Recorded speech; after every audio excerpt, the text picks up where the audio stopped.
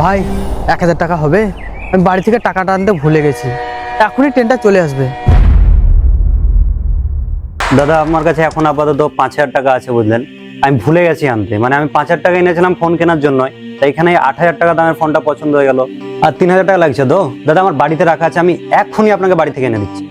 অসুবিধা নেই ভাই, আল্লাহ তো আছেনই সাথে, আর অসুবিধায় পড়লে লোকের সাহায্য তো করতেই হবে। সেই দিন কত না লোকের কাছে টাকা ধার চেয়ে বেরিয়েছিলাম, কেউ দেয়নি। আপনি এই টাকাটা দিয়েছিলেন বলে মায়ের ওষুধ কিনতে পেরেছিলাম। সব লোক খারাপ হয় না, একটা লোককে দিয়ে আমার সবাইকে বিচার করা উচিত হয়নি। এবার থেকে আমি অসহায় ব্যক্তিকে ধার দিব।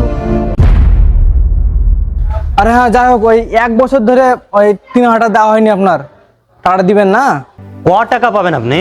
হ্যাঁ, ওই মাত্র 3000 টাকা নিয়ে বাড়ি চলে আসছেন, ওই টাকা আমার বাড়িতে পড়ে থাকে জানেন। হ্যাঁ, আর এমনিতে যে মোবাইল দিয়েছেন, ওই মোবাইল তো পুরো খারাপ মোবাইল।